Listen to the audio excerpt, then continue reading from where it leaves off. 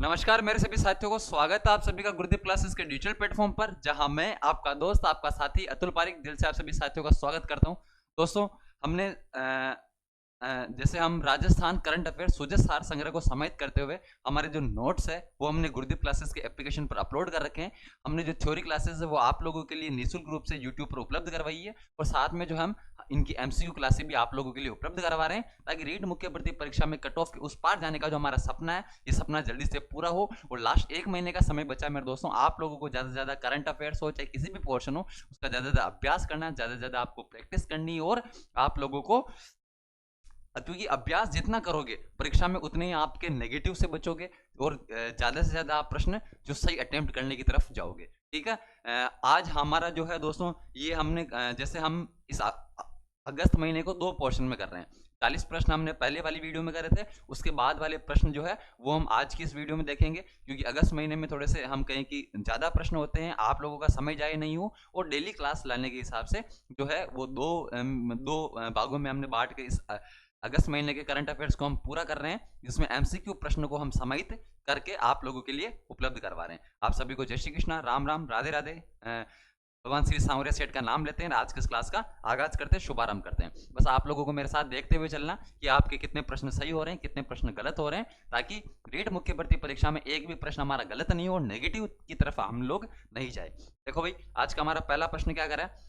सरदा इसरदा दौसा पेयजल परियोजना, most important लगाना भाई, अभी चर्चा में थी इसलिए पूछा जा सकता है। इसरदा दौसा पेयजल परियोजना के तहत लाल सोट में कार्य को पूर्ण करने का लक्ष्य किस वर्ष तक रखा गया है? 2026 तक, 2027 तक, 2028 तक या 2030 तक? कोई मेरा साथी ऐसा हो जो अभी तक हमारे गुरुदेव क्लासेस के टेलीग्राम चैनल से नहीं जुड़ा हो, तो जुड़ जाना मेरे साथियों। सबसे पहले सबसे लेटेस्ट अपडेट आपको कहाँ मिलेगी भाई? हमारे गुरुदेव क्लासेस के टेलीग्राम चैनल पर मिलने वाली है। ठीक है। जैसे कोई भी करंट अफेयर्स की या कोई भी सूजस की कोई भी लेटेस्ट जो अपडेट आती है, वो हमारे गुरुदेव क्लासेस के टेलीग्राम चैनल पर आप लोगों को जो है सबसे लेटेस्ट अपडेट के साथ में उपलब्ध करवाई जाती है। क्या रखना भाई, इसरदा दौसा जो पेयजल परियोजना है, इसमें हम कहें कि इसरदा है ना, ये जो हमारे लाल सोट कहाँ पड़ता है भाई? दौसा के अंदर पड़ता है। लाल सोट दौसा के अंदर पड़ता है, और ये जो लाल सोट दौसा के अंदर इसरदा दौसा पेयजल परियोजना जो है, इसका जो है 2027 तक, तब तक मेरे साथियों 2027 तक इसको पूर्ण करने का लक्ष्य रखा गया है, जिसमें हम कहें कि इसके तहत टोटल कितने 302 गांवों को सिंचाई सुविधा उपलब्ध करवाई जाएगी। कितने गांवों को भाई? 302 गांवों को पेयजल सुविधा, सिंचाई नहीं सॉरी, पेयजल सुविधा उपलब्ध करवाई जाएगी। ध्यान रखना। और इसरदा जो बांध है ना, इसरदा बांध जो है हमारे बनास नदी पर बना हुआ है सवाई माधोपुर के अंदर, उसको भी पूर्वी राजस्थान नहर परियोजना, या जिसे अब हम राम जल सेतु लिंक परियोजना के नाम से जानते हैं, उसके तहत इसरदा बांध को भी जोड़ा गया है। तो हमको ध्यान रखना है 2027 तक पूरी होगी, और इसमें 302 गांवों को पेयजल की जलापूर्ति उपलब्ध करवाई जाएगी। फिर देखो भी अगला, न्यूयॉर्क शहर के मेयर एरिक एडम्स ने Rajasthan association of north America यानी राना डे के रूप में किस तारीख को घोषित किया? यानी न्यूयॉर्क का जो शहर है मेरे दोस्तों, इस न्यूयॉर्क के शहर को हम है ना, न्यूयॉर्क के शहर के जो मेयर है एरिक एडम्स, इन्होंने Rajasthan association of north America है ना, यानी राना डे के रूप में किस तारीख को घोषित किया? 1 अगस्त, 6 अगस्त, 16 अगस्त, 29 अगस्त। ये प्रश्न दोस्तों बहुत ज्यादा मोस्ट इंपॉर्टेंट है, बहुत ज्यादा मोस्ट इंपॉर्टेंट है, परीक्षा में पूछा जाएगा सीधा सीधा, क्योंकि Rajasthan association of north America day, यानी जिसे हम कहते हैं राना डे, और ये राना डे जो दिवस है, इसे कब घोषित किया गया? जल्दी से कमेंट बॉक्स में बताओ भाई। हमारे है ना 2025 के अंदर इसे घोषित किया गया, और न्यूयॉर्क के जो मेयर है एरिक एडम्स द्वारा घोषित किया गया। ठीक है, ध्यान रखना भाई। 6 अगस्त 2025 जो है, इसे हम कहें कि Rajasthan association of north America या राना डे के रूप में घोषित किया गया। कब घोषित किया गया? 6 अगस्त। ये तारीख बहुत ज्यादा इंपॉर्टेंट है, आप लोगों को सीधी सीधी सी याद रखनी है, 6 अगस्त। फिर देखो भाई, अगला प्रश्न आ रहा है। अगला प्रश्न हमारा क्या कर रहा है? देश का पहला ड्रोन आधारित क्लाउड सीडिंग प्रयोग कहाँ शुरू किया गया भाई? जवाहर सागर बांध कोटा, रामगढ़ बांध जयपुर, गडीसर झील जैसलमेर या बंद बरेठा बांध भरतपुर? ध्यान रखना भाई, देश का पहला ड्रोन आधारित क्लाउड सीडिंग का मतलब है कृत्रिम वर्षा, यानी राजस्थान का पहला कौन सा ऐसा बांध है जिस पर कृत्रिम वर्षा करवाई गई? कौन सी वर्षा भाई? कृत्रिम वर्षा। कृत्रिम वर्षा में सोडियम आयोडाइड जो होता है, इसको हम कहें कि बादलों के साथ इनका छिड़काव कराया जाता है, ड्रोन के माध्यम से कराया जाता है, जिनमें हम कहें कि रिएक्शन होकर जो है एक प्रकार से वर्षा करवाई जा सके, जिसे हम कृत्रिम वर्षा कहते हैं, या हम कहते हैं क्लाउड सीडिंग प्रयोग जो है कहा जा सकता है। ये ध्यान रखना भाई। हमारे जयपुर के अंदर जो रामगढ़ बांध है ना, जमुआ रामगढ़ के अंदर जो रामगढ़ बांध है, जो कि हमारे बाणगंगा नदी पर निर्मित बांध है। कौन सी नदी पर है भाई? ये बाणगंगा नदी। ये भी आप लोगों को ध्यान रखना है। पाणगंगा नदी जो है हमारे बेराट की पहाड़ियों से निकलती है, कोटपुतली बहरोड जिले से, और इसी रामगढ़ बांध जयपुर पर देश का पहला ड्रोन आधारित क्लाउड सीडिंग प्रयोग किया गया। इंपॉर्टेंट है, अच्छा प्रश्न है, परीक्षाओं में सीधा सीधा सा पूछे जाने वाला प्रश्न है। आप कहोगे सर ये प्रश्न संख्या 43 से कैसे शुरू हुई? 40 वाला जो है वो हमने पहले 1 से लेकर 40 प्रश्न हमने उसमें कर लिए थे। आगे वाले प्रश्न जो है हम इस वाली क्लास में यानी इस अगस्त महीने के सेकंड पार्ट में इन प्रश्नों को हम कर रहे हैं। फिर देखो भाई, वेदांता समूह की कंपनी हिंदुस्तान जिंक लिमिटेड ने देश के पहले जिंक टेलिंग रीप्रोसेसिंग प्लांट की स्थापना को किस जिले के रामपुरा आगुचा में मंजूरी दी है? ध्यान रखना भाई, देश का पहला जिंक टेलिंग रीप्रोसेसिंग प्लांट, ये प्लांट क्या होता है भाई? आप लोगों को ध्यान रखना भाई, एक प्रकार से पुनः संस्करण संयंत्र है, यानी कि जो सीसा जस्ता जो निकलता है, जो वेस्ट जो सीसा जस्ता होता है, जिससे कि जनरली एक प्रकार से हम मलबे के रूप में काम मिल लेते हैं, ठीक है। लेकिन अब हिंदुस्तान जिंक कंपनी ने सोचा कि यार जब इस मलबे से ही बहुत सारे जो है हम कहें कि छोटे छोटे जो उद्योग, हम कहें कि छोटे छोटे जो व्यापार करने वाले, वो इस मलबे से में से भी वेस्ट टू बेस्ट निकाल रहे हैं और इससे सीसा जस्ता और निकाल रहे हैं और चांदी भी निकाल रहे हैं, तो कि क्यों ना हमें ये चीज कर ले। और उन्होंने ना देश का पहला टेलिंग रीप्रोसेसिंग प्लांट की स्थापना कहां पर करी भाई? रामपुरा आगुचा। अगर आपको पता हो कि रामपुरा आगुचा जो है ये विश्व की सबसे बड़ी ओपन कास्ट माइंस है, ठीक है, रामपुरा आगुचा, और देश की सबसे बड़ी भूमिगत खदान भी मानी जाती है। कौन सी भाई? रामपुरा आगुचा। ये किस जिले में भाई? भीलवाड़ा, अजमेर, राजसमंद, उदयपुर। हम जानते हैं कि सीसा जस्ता का सबसे ज्यादा जो है वो उत्पादक हमारा राजस्थान है, और राजस्थान में भी सबसे बड़ी ये जो ओपन कास्ट माइंस है ये कहां पर? रामपुरा आगुचा जो है भीलवाड़ा के अंदर है, ठीक है, गुलापुरा भीलवाड़ा के अंदर है ये माइंस है। राजपुरा दरीबा जो कि राजसमंद के अंदर, वहां से भी हम कहेंगे सीसा जस्ता उत्पादन होता है। फिर हमारे है ना, हमारे जावर माइंस है उदयपुर के अंदर, वहां से भी हम जो है हिंदुस्तान जिंक लिमिटेड सीसा जस्ता का दोहन करती है। तो ये आपको ध्यान रखना है, रामपुरा आगुचा में देश का पहला जिंक टेलिंग रिप्रोसेसिंग प्लांट की स्थापना भीलवाड़ा जिले के अंदर की जा रही है। फिर देखो भाई अगला प्रश्न, नगरीय क्षेत्रों के लिए भूमि आवंटन नीति 2025 के तहत विभिन्न सामाजिक उपयोगों हेतु भूमि आरक्षित दर कितनी प्रतिशत दर पर आवंटित की जाए? 20%, 30%, 40% या 50%? अभी दोस्तों जितनी भी ये हम कहें कि जितनी भी ये नीतियां चर्चा में है, ये नीतियां बहुत ज़्यादा इंपॉर्टेंट है। सीधा सीधा सा आप लोगों के प्रश्न यहाँ से पूछा जाएगा कि ये जो भूमि आवंटन नीति जो अभी जो 2025 आई है, ये सामाजिक उपयोगों हेतु भूमि आरक्षित दर है ना, सामाजिक उपयोग के लिए जो भूमि होगी उसे कितनी प्रतिशत दर पर आवंटित किया जाएगा? ध्यान रखना, अच्छा प्रश्न है, 40% की दर पर। ना भाई 40% की दर पर आवंटित किया जाएगा। अच्छा प्रश्न है, छपने लायक प्रश्न है, और सीधा सीधा सा आपको ध्यान रखने लायक प्रश्न है। क्या भाई? कि भाई भूमि आवंटन नीति 2025 के तहत सामाजिक उपयोग के लिए 40% भूमि जो है वो आवंटित की जाएगी। क्या भाई? चलो फिर हमारा अगला प्रश्न लेते हैं। अगला प्रश्न कह रहा है हवाई पट्टी लीज आवंटन नीति 2025, यानी भूमि आवंटन नीति भी 2025 के अंदर आई और हवाई पट्टी लीज आवंटन नीति भी 2025 के तहत आई। के तहत अधिकतम कितने वर्षों के लिए भूमि लीज पर दी जाएगी? 10 वर्ष, 15 वर्ष, 20 वर्ष, 25 वर्ष? मैं कह रहा हूं दोस्तों, ये नीतियों से हर बार प्रश्न अच्छे प्रश्न पूछे जा सकते हैं और बहुत ही शानदार तरीके से प्रश्न पूछे जाएंगे। आप लोगों को नीतियों का विशेष रूप से ध्यान रखना है। हमारे सुजय सार संग्रह में हमने इन महत्वपूर्ण नीतियों को बहुत ही शानदार और विस्तृत तरीके से हमने बहुत ही एकदम ऑथेंटिक सोर्स के साथ हमने इसको लिखा है, ठीक है। तो ये हवाई पट्टी लीज आवंटन नीति के तहत अधिकतम 20 वर्षों तक, कितने वर्षों भाई? ध्यान रखना भाई, अधिकतम 20 वर्षों के लिए भूमि जो है लीज पर दी जाएगी हवाई पट्टी लीज आवंटन नीति के तहत। क्या भाई? चलो फिर देखो भाई अगला प्रश्न कह रहा है जयपुर के जवाहर कला केंद्र, जयपुर के जवाहर कला केंद्र 1993 में इसकी स्थापना हुई थी जवाहर कला केंद्र की, में मेघ उत्सव का आयोजन किसके द्वारा किया गया? राजस्थान पर्यटन विभाग, डेल्फिक काउंसिल ऑफ राजस्थान, राजजीविका या राजस्थान राज्य क्रीड़ा परिषद? जल्दी से जवाब दो भाई। मेघ उत्सव का जो आयोजन है मेरे दोस्तों, आप लोगों को सीधी सीधी सी तारीख ध्यान रखनी है, 2 से 3 अगस्त। कितनी भाई? 2 से 3 अगस्त को मेघ उत्सव का जो आयोजन है, कोई पूछे कहाँ हुआ तो कि जयपुर के जवाहर कला केंद्र में हुआ। और इसका आयोजन किसके द्वारा करवाया गया भाई? ध्यान रखना, इंपॉर्टेंट है, डेल्फिक काउंसिल ऑफ राजस्थान। कौन भाई? डेल्फिक काउंसिल ऑफ राजस्थान जो है इसके द्वारा जयपुर के जवाहर कला केंद्र में 2 से 3 अगस्त को मेघ उत्सव, याद रखना भाई कौन सा उत्सव मना रहे? मेघ उत्सव का आयोजन जो है वो किया जा रहा है। अच्छा प्रश्न है, शानदार प्रश्न है, ध्यान रखने लायक प्रश्न है। फिर देखो भाई जैसलमेर के रामदेवरा में बाबा रामदेव नेत्र कुंभ 2025 का आयोजन किस संस्था द्वारा पहली बार किया गया? जो चीजें पहली बार होती है अक्सर मैं कहता हूं कि वो परीक्षा में पूछ ली जाती है।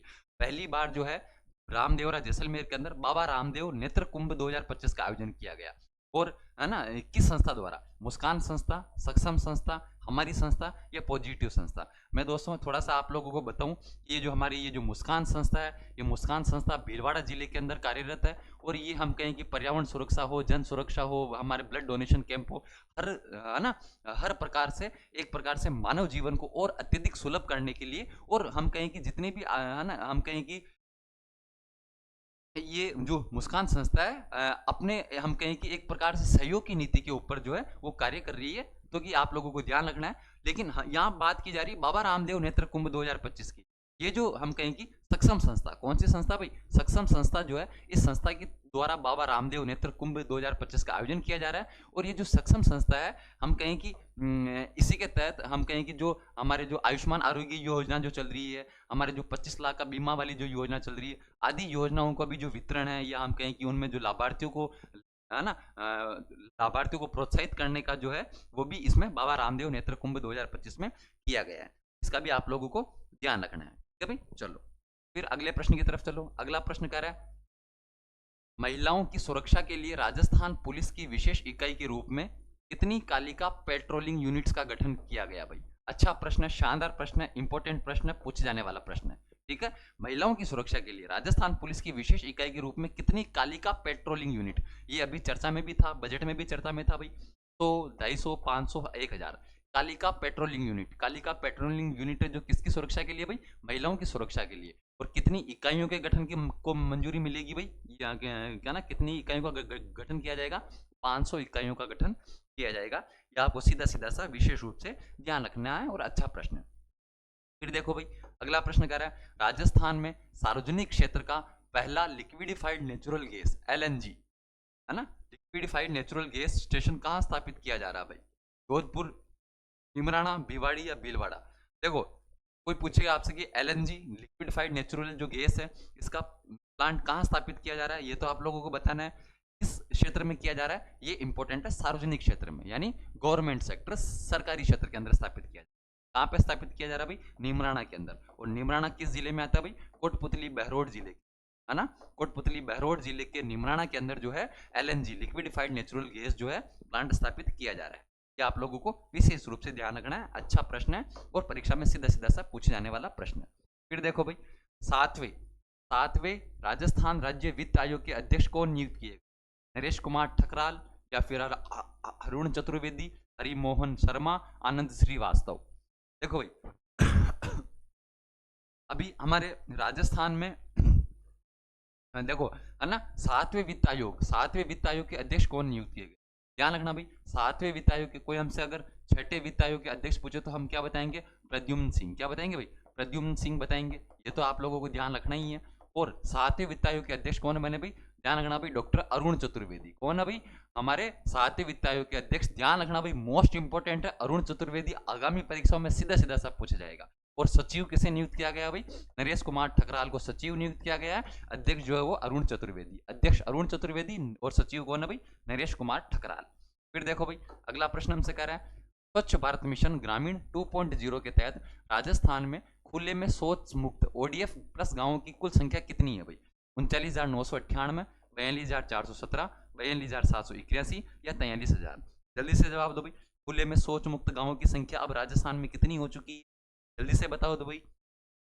ODF गांवों की संख्या राजस्थान में है ना, जो कि एक प्रकार से ये जो गांव है ये मॉडल गांव के रूप में विकसित किए जाएंगे, और खुले से शौच मुक्त। देखो स्वच्छ भारत मिशन ग्रामीण जो है खुले में शौच मुक्त का ही एक लक्ष्य के साथ में ये मिशन शुरू किया गया था। और इसमें राजस्थान के 42,000 कितने भाई, 42,781 गाँवों को है ना जो है ODF प्लस घोषित किया गया। ये भी आप लोगों को ध्यान रखना है, बहुत बार आंकड़ा पूछ लिया जाता है। अगला देखो भाई, बोल्ड कुरुक्षेत्र नामक संयुक्त सैन्य अभ्यास किन दो देशों के बीच आयोजित किया गया, भारत और नेपाल, भारत और सिंगापुर, भारत और फ्रांस, भारत और USA।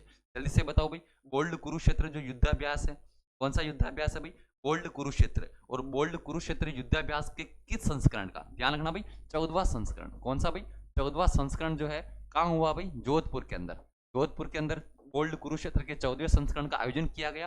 किन दो देशों के बीच में हुआ, ध्यान रखना भाई, भारत और सिंगापुर। ठीक है भाई, भारत और सिंगापुर के बीच में बोल्ड कुरुक्षेत्र के 14वें संस्करण का आयोजन कहाँ किया गया, राजस्थान के जोधपुर जिले के अंदर किया गया। ये अच्छा प्रश्न है। बहुत बार एग्जाम में अभ्यास जो होते हैं, है ना, युद्धाभ्यास जो होते हैं, सीधा सीधा से वहां से प्रश्न एग्जाम में पूछा जाता है।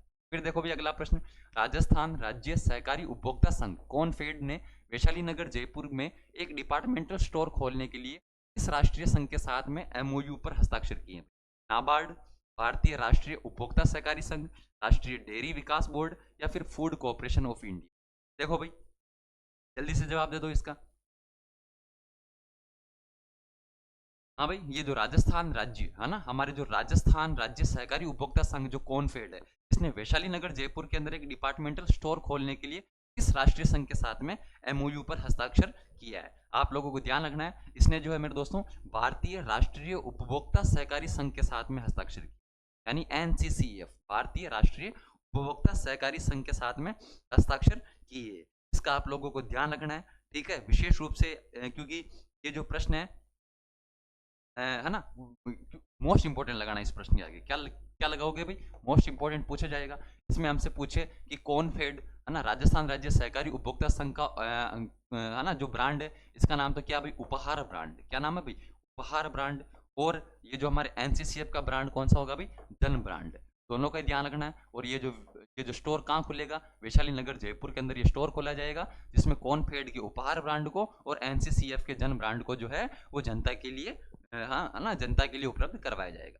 फिर देखो भाई अगला प्रश्न, विकसित राजस्थान एट 2047, जैसे हमारे प्रधानमंत्री जी ने सपना देखा है 2047 तक भारत को विकसित भारत बनाने का, उसी तरीके से राजस्थान के मुख्यमंत्री भजनलाल जी शर्मा ने भी विकसित राजस्थान 2047 के लिए हम कहें कि एक प्रकार से रोड मैप तैयार कर दिया। इसके तहत राजस्थान को वर्ष 2047 तक कितने, है ना, कितने बिलियन, है ना, कितनी डॉलर, सॉरी इसको हटा दो, कितनी डॉलर की अर्थव्यवस्था बनाने का लक्ष्य रखा गया? 350 billion dollar, 4.3 trillion dollar, 200 billion dollar, या 5.7 ट्रिलियन डॉलर? ध्यान रखना भाई, ये प्रश्न अभी आरपीसी फर्स्ट ग्रेड में भी पूछा हुआ है, राजस्थान पुलिस कांस्टेबल का जो पेपर हुआ था उसमें भी पूछा गया है। अभी अभी 2030 तक कितना भाई? 2030 तक राजस्थान का लक्ष्य तो कितना है भाई?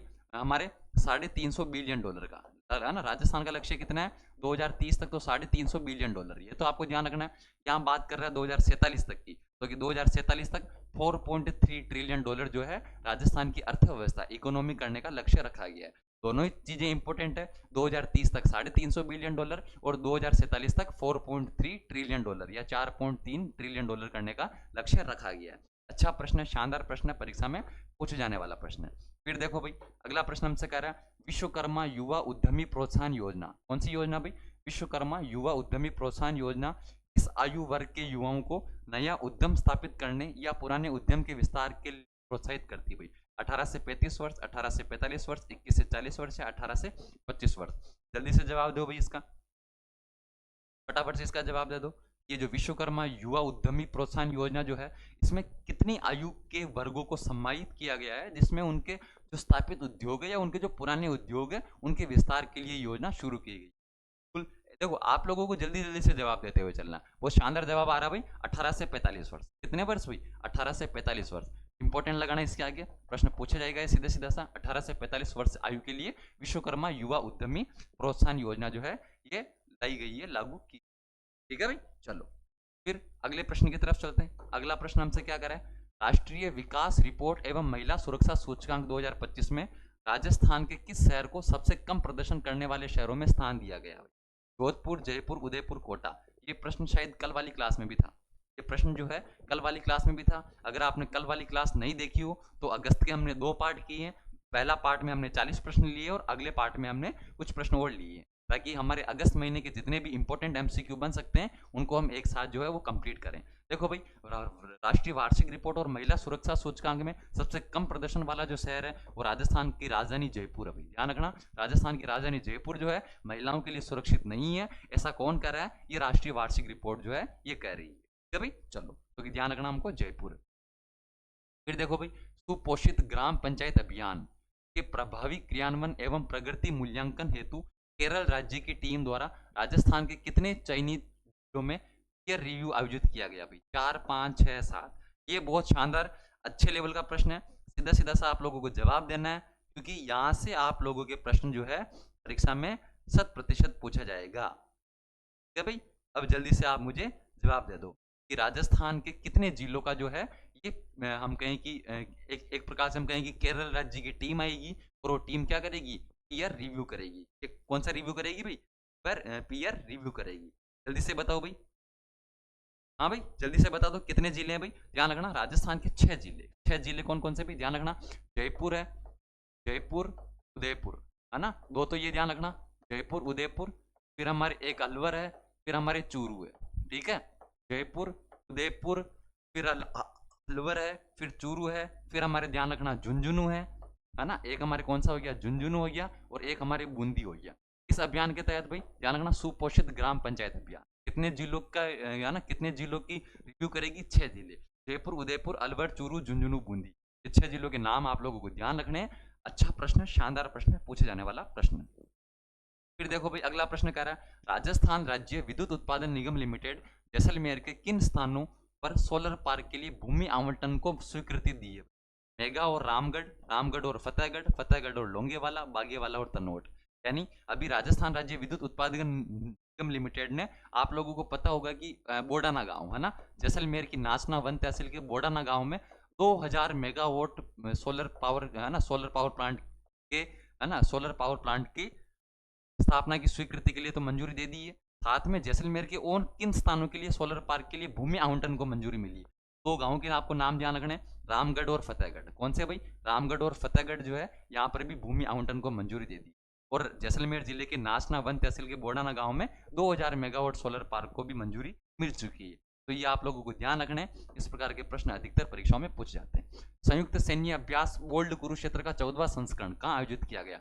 अभी मैंने आपको कहा कि भारत और सिंगापुर के बीच में बोल्ड कुरुक्षेत्र के 14वें संस्करण का आयोजन कहाँ किया गया, जैसलमेर, जयपुर, जोधपुर, बीकानेर। अगर आप क्लास को अच्छे से जत मन के साथ में देख रहे हो, कान खुले रख के, आंखें खुली रख के अगर आप प्रश्न देख रहे होंगे, इसका आप लोगों को फटाक से जवाब आ जाएगा।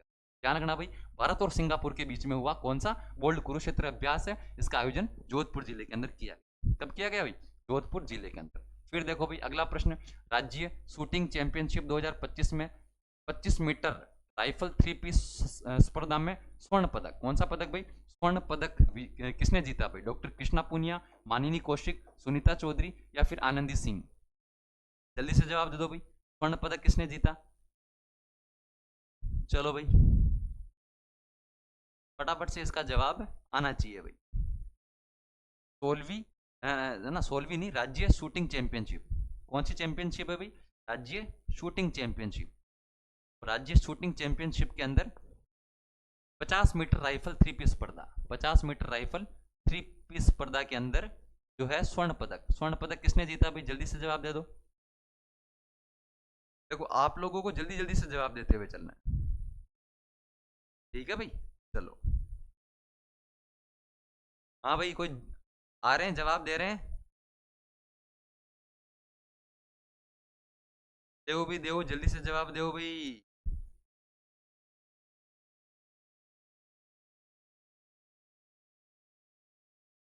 हाँ भाई, कौन सी, जयपुर की हमारी खिलाड़ी है ना, जयपुर की खिलाड़ी कौन है भाई, जो है ना जिसने 50 मीटर राइफल 3 पीस स्पर्धा में स्वर्ण पदक जीता, जयपुर की मानिनी कौशिक है। मानिनी कौशिक का संबंध कहाँ से भाई, जयपुर की है। कोई पूछे कि ये कौन सा खेल खेलती है, शूटिंग खेलती है ना, शूटिंग के लिए, और इन्होंने 50 मीटर राइफल 3 पीस स्पर्धा में कौन सा पदक जीता भाई, स्वर्ण पदक जीता है। मानिनी कौशिक का नाम ध्यान रखना, परीक्षा में बार बार पूछा जाने वाला सवाल है, ठीक है। मानिनी कौशिक 2-3 बार पूछ लिया गया कि इनका संबंध किस खेल से, शूटिंग से। अगला देखो भाई, national masters classic and equipped power lifting championship Kerala में बाड़मेर की अनीता राठी ने कुल कितने पदक जीते। देख लो भाई, ये जो चैंपियनशिप हुई थी केरल में, national master classic and equipped power lifting championship, इसके अंदर हमारे जो बाड़मेर की अनीता राठी है, इसने कुल कितने पदक जीते, भी प्रश्न पूछा जा सकता है। सीधा सीधा सा आप लोगों को ध्यान रखना है। हाँ भाई, कितने पदक जीते, 2 3 4 5, जल्दी से बताओ भाई, कुल कितने पदक जीते एक खिलाड़ी ने।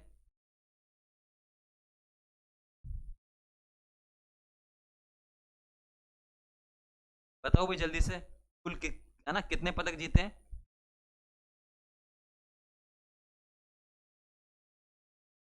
बिल्कुल है ना, बिल्कुल एकदम शानदार जवाब आ रहे हैं भाई। ध्यान रखना, कुल 3 पदक जीते। कितने पदक जीते भाई, 3 पदक। 3 पदक कौन कौन से जीते भाई, एक तो हमारे स्वर्ण पदक है ना। कुल कितने पदक जीते इन्होंने, कुल 3 नहीं, कुल 4 पदक जीते, कितने पदक जीते? 4 पदक, जिसमें एक तो हमारे गोल्ड गोल्ड मेडल है और 3 हमारे सिल्वर है, ठीक है। एक एक स्वर्ण पदक है और 3 हमारे रजत पदक है, ठीक है। और किस कैटेगरी में जीते भाई? 63 किलो। कितने भाई? 63 किलो में, ठीक है। 63 किलो कैटेगरी का भी ध्यान रखना। 63 किलो कैटेगरी के अंदर कुल 4 पदक जीते, जिसमें से एक स्वर्ण पदक और 3 हमारे रजत पदक है। और कौन सी खिलाड़ी भाई? बाड़मेर की अनीता राठी, इनका नाम विशेष रूप से ध्यान रखना। कोई पूछे इनका संबंध किस खेल से है? पावर लिफ्टिंग से।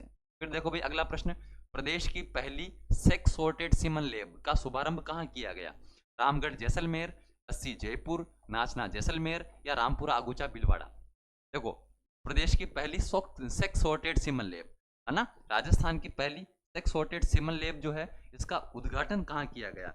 ये एक प्रकार से अच्छा प्रश्न है, शानदार प्रश्न है। और ये प्रश्न शायद हमने बहुत बार कर लिया है, ये प्रश्न हमने बहुत बार कर लिया है। लेकिन फिर भी अगर आप लोगों को ये प्रश्न नहीं आता है, इसका मतलब है कि आप लोग अच्छे से पढ़ाई नहीं कर रहे हैं। आप लोगों को अच्छे से पढ़ाई करनी है, क्योंकि दोस्तों एग्जाम में सिर्फ 1 महीने का समय बचा है। अगर आप 1 महीने के समय में अगर आप नहीं पढ़ते, देखो इस सेक्स सॉर्टेड सीमन लैब का जो लक्ष्य है, ये क्या है भाई? इसका क्या उद्देश्य है भाई? 90% तक, है ना, 90% तक, है ना, ध्यान रखना भाई, 90% तक बच्चे, हम कहें कि मादा बछड़ों के जन्म को सुनिश्चित करना। ये आप लोगों को ध्यान रखना, 90% तक मादा बछड़ों के जन्म को सुनिश्चित करना। और प्रदेश की पहली सेक्स सॉर्टेड सीमन लैब का जो उद्घाटन है, बस्सी जयपुर के अंदर किया गया। कहाँ पे किया गया भाई? बस्सी जयपुर के अंदर। विशेष रूप से ध्यान रखने वाला प्रश्न है, अच्छा प्रश्न है, पूछे जाने वाला प्रश्न है।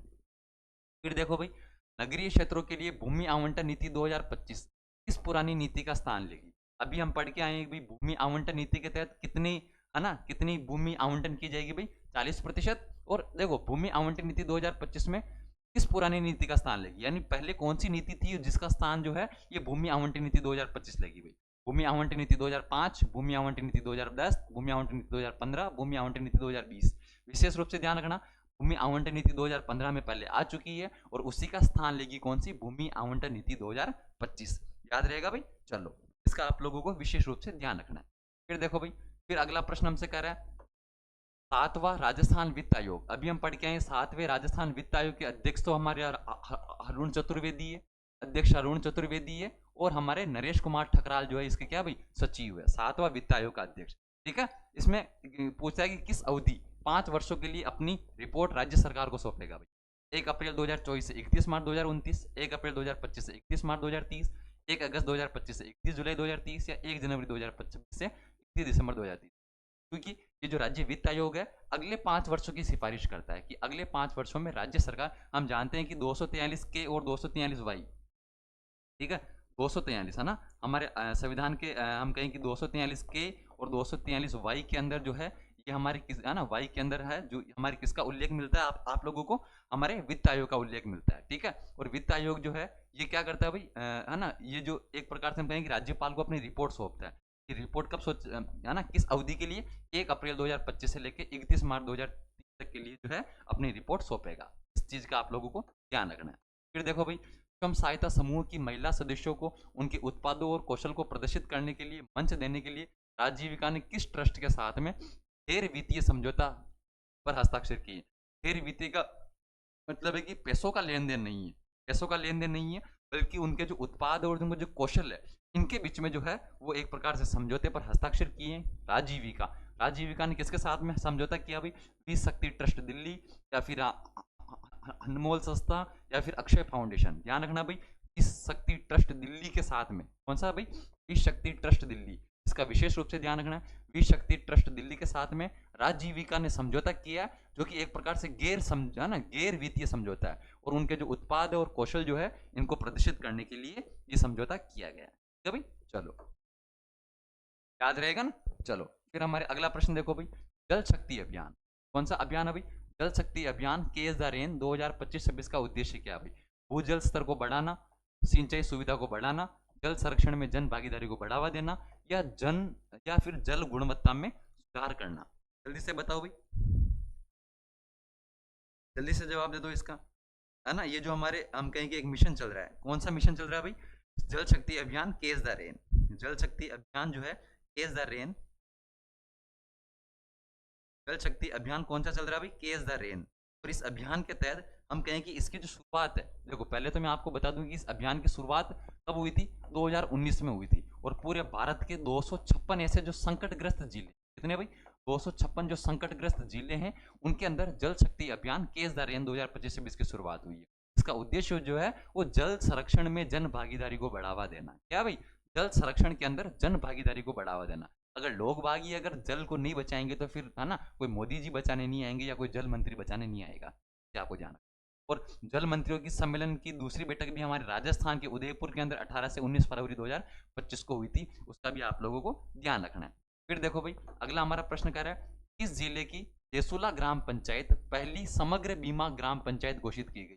मोस्ट इंपॉर्टेंट लगा लेना भाई, छपने वाला सवाल है कि राजस्थान का कौन सा ऐसा जिला है जिसकी ग्राम पंचायत जो है वो 100%, हम कहेंगे समग्र बीमा ग्राम पंचायत जो है वो घोषित की जा चुकी है। कौन सा जिला भाई, ध्यान रखना, राजस्थान का। देखो भाई, 12, अलवर, जालोर या बीकानेर, ये देसोला ग्राम पंचायत किस जिले के अंदर आती है, ध्यान रखना भाई, ये हमारे राजस्थान के अलवर जिले के अंदर आती है देसोला ग्राम पंचायत। और इसमें सभी व्यक्तियों का क्या हो चुका है, बीमा हो चुका है, इसलिए इसे समग्र ग्राम पंचायत बीमा ग्राम पंचायत घोषित किया जा चुका है। ध्यान रखना भाई, देसोला ये हमारे राजस्थान के अलवर जिले के अंदर आती है, विशेष रूप से आप लोगों को पता होना चाहिए। फिर देखो भाई, इस ओलंपियन और पूर्व अंतर्राष्ट्रीय एथलीट को एथलेटिक्स फेडरेशन ऑफ इंडिया की चयन समिति में सदस्य के रूप में नियुक्त किया। एक अवनी लेखरा, कृष्णा पूनिया, सुंदर सिंह या कृष्णा नागर।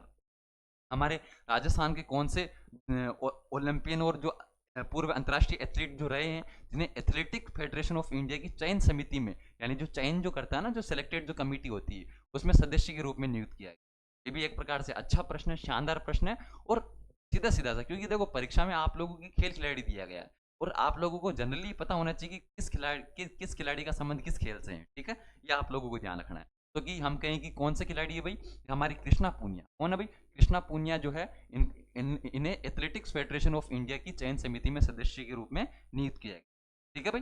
ये देखो भाई, आज का ना अगला क्या प्रश्न कर रहा है, किस पूर्व कुलगुरु को गंभीर शिकायतों के चलते स्वामी केशवानंद राजस्थान कृषि विश्वविद्यालय बीकानेर के पद से हटा दिया गया।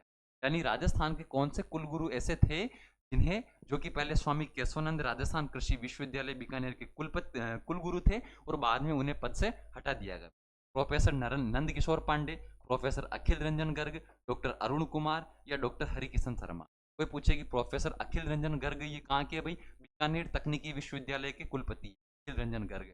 और किस कुलगुरु को हटाया गया है, डॉक्टर अरुण कुमार जो है, इनके खिलाफ गंभीर शिकायतें आई थी और गंभीर शिकायतों के खिलाफ ही इन्हें जो है वो कुलगुरु के पद से, इस विश्वविद्यालय के कुलगुरु थे स्वामी केशवानंद राजस्थान कृषि विश्वविद्यालय, कहाँ पर है ये, बीकानेर के अंदर, ठीक है, वहीं के कुलगुरु थे और उन्हें बाद में यहाँ से हटा दिया गया। तो इसका आप लोगों को ध्यान रखना है, ठीक है भाई। ये हमारे जो हम कहें कि इस अगस्त माह के जो सूजत सार संग्रह के जो इंपॉर्टेंट प्रश्न थे वो हमने कवर कर लिए। 40 प्रश्न पहले किए, 30 प्रश्न उसके बाद में कर लिए, 17 प्रश्न पूरे हो चुके हैं। मैं आप लोगों को एक मैराथन क्लास लेके आऊंगा जिसमें जुलाई है ना, जुलाई से लेकर आगे जितने भी इंपॉर्टेंट 200-250 प्रश्न बन सकते हैं उनको एक ही क्लास में हम महा मैराथन क्लास के रूप में हम जल्दी से जल्दी है आप लोगों के लिए मैं क्लास उपलब्ध करवाऊंगा, ठीक है। आज अब थोड़ा सा हम है ना, ये प्रश्न कंप्लीट हो चुके हैं। अब थोड़ी सी मैं एक इंपॉर्टेंट बात करता हूँ साथियों, क्योंकि आप लोगों को राजस्थान सामान्य ज्ञान के अंदर आप लोगों के प्रतीक चिन्ह एक टॉपिक दिया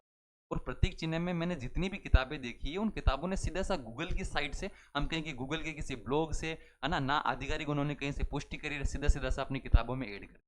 आज मैं आप लोगों को प्रामाणिक सोर्स के आधार पर बताऊंगा कि जो हमारे हम कहें कि राजस्थान के प्रतीक चिन्ह की डेट क्या है और विथ हम कहें कि आप लोगों को मोस्टली इंपॉर्टेंट डेट की ध्यान रखनी है। राजस्थान के प्रतीक चिन्ह, ठीक है भाई, राजस्थान के प्रतीक चिन्ह का आप लोगों को विशेष रूप से ध्यान रखना है। परीक्षा में सीधा सीधा सा एक सवाल यहाँ से छपने वाला सवाल है, एक सवाल आप ऐसा मान लो कि सीधा सीधा सा छपेगा। क्या सवाल है भाई ये, तो कि राजस्थान का राज्य पक्षी क्या भाई, गोडावण हम जानते हैं। इसे कब घोषित किया गया, 21 मई 1982 को राजस्थान का राज्य पक्षी घोषित। फिर हमारे राज्य पशु जो है कौन है भाई, चिंकारा वन्य जीव श्रेणी के अंदर, इसे 12 दिसंबर 1983 को घोषित किया।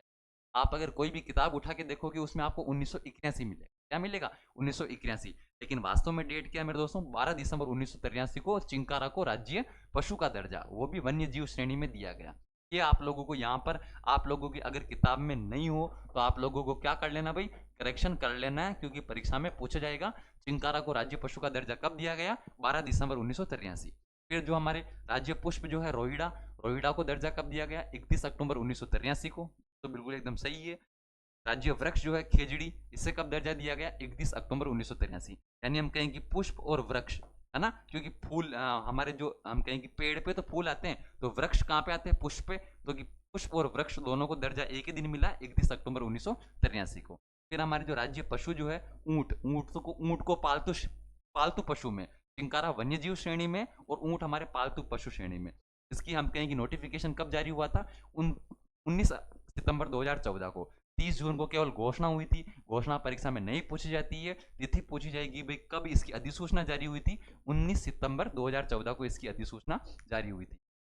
ये पांचों बहुत ज्यादा इंपॉर्टेंट है आप लोगों को। आपकी किताब में अगर आपको राज्य पशु की डेट 12 दिसंबर 1983 नहीं मिले तो उसमें करेक्शन कर लेना, और अगर राज्य पशु जो है ऊंट, ये आपको अगर 30 जून मिले तो उसमें संशोधन करके क्या कर लेना भाई, 19 सितंबर 2014।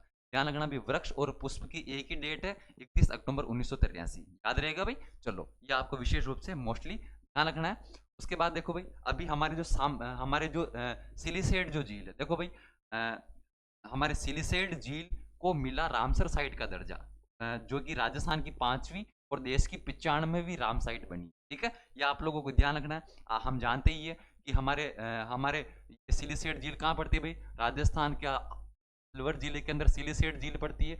इसमें यहाँ के जो महाराजा जो थे विनय सिंह जी, कौन थे भाई, विनय सिंह जी, इन्होंने अपनी रानी शीला के लिए 1845 के अंदर सिलिसेट झील का निर्माण कराया था, और इस है ना झील के किनारे पर जो है सिलिसेट महल का भी निर्माण करवाया गया, ये तो आप लोगों को पता ही है। और अब ये जो है हमारे देश की कौन सी, देश की 95वीं और राजस्थान की 5वीं रामसर साइट बन चुकी है। ठीक है, ये आप लोगों को ध्यान रखना है। ये आप लोग देख ही सकते हैं, बहुत अच्छे अच्छे यहाँ पे पक्षी जो है वो आप लोगों को मिल जाएंगे। अब आप लोगों को मैं बताऊं कि अब हमारे राजस्थान में कितनी, 5 रामसर साइट हो चुकी है। कितनी रामसर साइट हो चुकी है भाई राजस्थान के अंदर, 5 हो चुकी।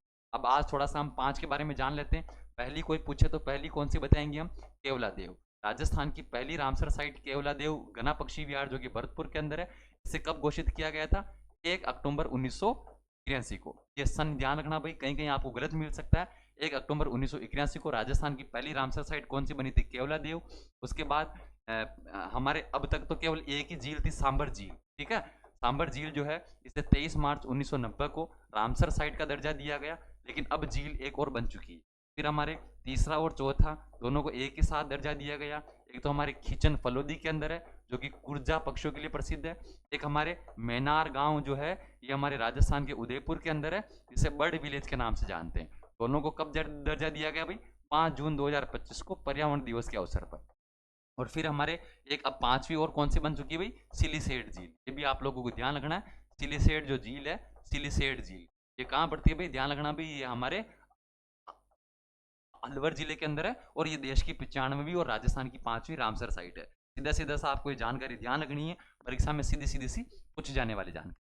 ठीक है भाई, चलो तो हमारे बहुत ही शानदार तरीके से हमने अगस्त महीने के करंट अफेयर्स पूरे कर लिए हैं। अब हम आगामी दिनों में अक्टूबर और नवंबर के भी करंट अफेयर्स आपके लिए जल्दी उपलब्ध करवा देंगे। बस आप लोगों को इसी तरीके से हमारे साथ बने रहना है। नीट मुख्य भर्ती परीक्षा में कट ऑफ के उस पार जाने का जो सपना है, ये सपना जल्दी पूरा होगा मेरे दोस्तों। लास्ट 1 महीने का समय बचा है। इस 1 महीने के समय में हमको ज़्यादा से ज़्यादा पढ़ाई की तरफ फोकस रखना है।